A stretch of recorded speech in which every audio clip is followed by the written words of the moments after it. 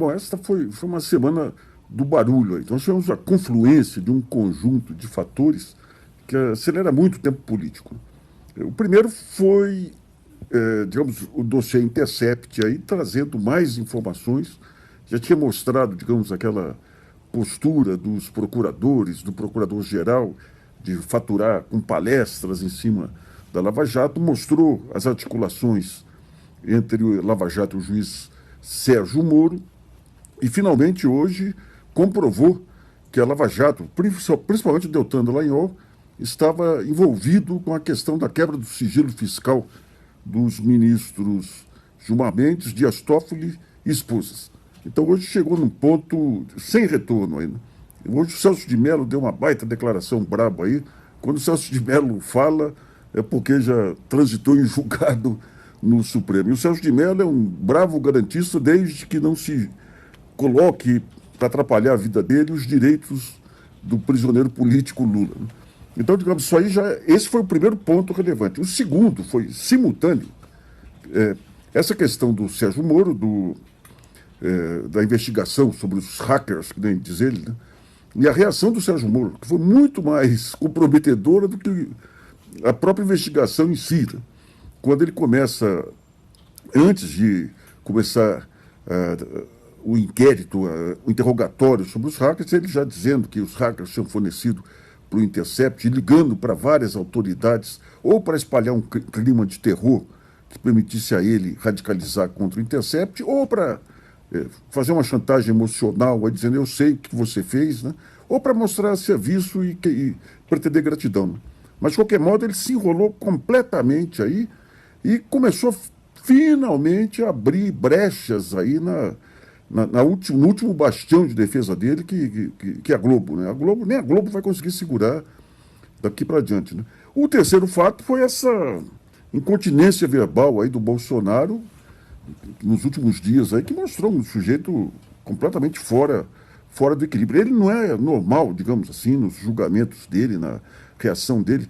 Hoje eu conversava com uma pessoa, mas como que pode uma pessoa ser tão ruim assim? Faz parte. Você tem uma parte do país que é assim, é uma parte clandestina, uma parte que era contida por regras sociais, mas é a parte que frequenta as milícias, que frequenta setores barra pesadas, né? Então o Bolsonaro foi inacreditável, né? Comprometendo o Brasil cada vez mais aí com essa questão do meio ambiente que pode isolar o Brasil de todo lado, né? Agora apareceu um negócio em Itaipu, não está comprovado ainda não, mas a capacidade de negócio dos filhos. Então você tem um quadro aí que finalmente caiu a ficha do país, que é impossível aceitar um presidente dessa natureza. Né? Então aí você tem hoje o Supremo Tribunal Federal. Gilmar e Toffoli, aí, com aquela investigação do Alexandre Moraes, não vai sobrar pedra sobre pedra aí do Dallagnol e desse pessoal da Lava Jato. Realmente exorbitaram o que foi possível. Né? Mas você teve também o voto aí da decisão do Luiz Roberto Barroso em relação àquela provocação da OAB para que o Bolsonaro explicasse aquela afirmação que sabia os detalhes da morte do pai do presidente da OAB, o Felipe Santa Cruz. O Barroso coloca lá que ele tem 15 dias para explicar se quiser. Eu até fiquei estranho um pouco esse se quiser, falei, será que está tergiversando? Mas depois o próprio Felipe hoje que disse que não. Isso aí colocou na mesa a necessidade da explicação do Bolsonaro. Se ele não der explicação, ele se queima com a sua base. Aí, se der uma explicação errada, se queima juridicamente. Então, ele está numa sinuca de bico. E cá para nós, hein? Para pegar o Bolsonaro não é necessário saber jogar xadrez. Saber jogar dama, porrinha, já é suficiente, que é muito primário. Né?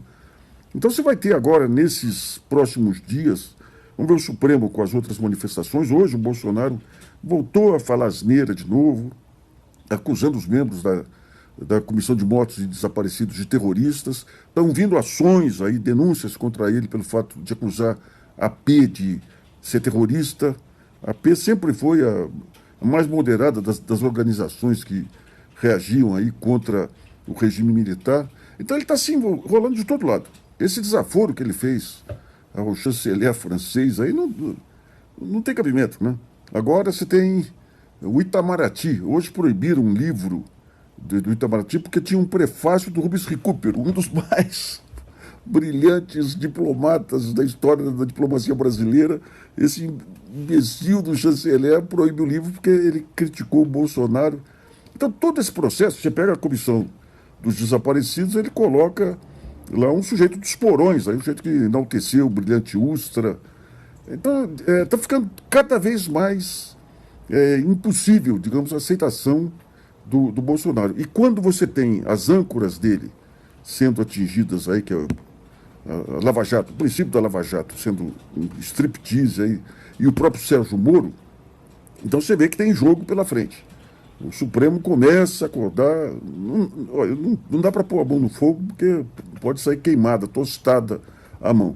Mas é aquilo que a gente tinha comentado. O nível de abuso fica tão grande que a hipocrisia já não. Você não pode mais recorrer à hipocrisia para postergar decisões. Até é possível que a doutora Raquel Dodge ganhe coragem e cumpra a sua função, e cumpra os juramentos que deve ter feito aí quando conseguiu entrar no Ministério Público Federal, e traga para essa rapaziada aí um exemplo melhor do que essa visão argentária e íupe do Deltan Dallagnol. Agora, vamos ver, tem muita coisa ainda na Lava Jato. Hoje teve essa questão da doença da mãe do Glenn Greenwald, e o pessoal do PSL entrando no Twitter dela, atacando uma senhora que está em fase terminal. Uma coisa horrorosa, horrorosa. Ele disse que em 15 anos nunca viu coisa igual. Eu vi. 10 anos atrás, quando eu enfrentei a Veja, ainda Twitter, tudo estava caminhando nessa direção, sofri 6 meses de ataques. A família, atingindo filhas, atingindo esposa. Não havia, a Veja infundia tanto medo, contrataram um blogueiro, o próprio Reinaldo Azevedo, para esses ataques, 6 meses de ataques. Quando perceberam que havia alguns pontos de fragilidade emocional na família, investiam contra aquela pessoa. E a Veja infundia tanto medo, eu que passei os anos 90 defendendo vítimas de crimes da imprensa, não tive uma solidariedade, tal medo infundido pela Veja.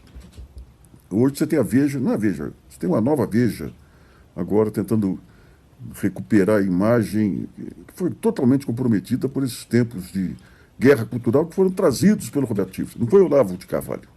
Foi o Roberto Tivita que trouxe, estimulou essa guerra cultural, essa guerra que veio do Murdoch lá dos Estados Unidos, do australiano que estava nos Estados Unidos, tentou manipular a direita, emporcalhou o jornalismo, contaminou o jornalismo de tal maneira aí que talvez seja a fase mais deletéria, mais vergonhosa do jornalismo.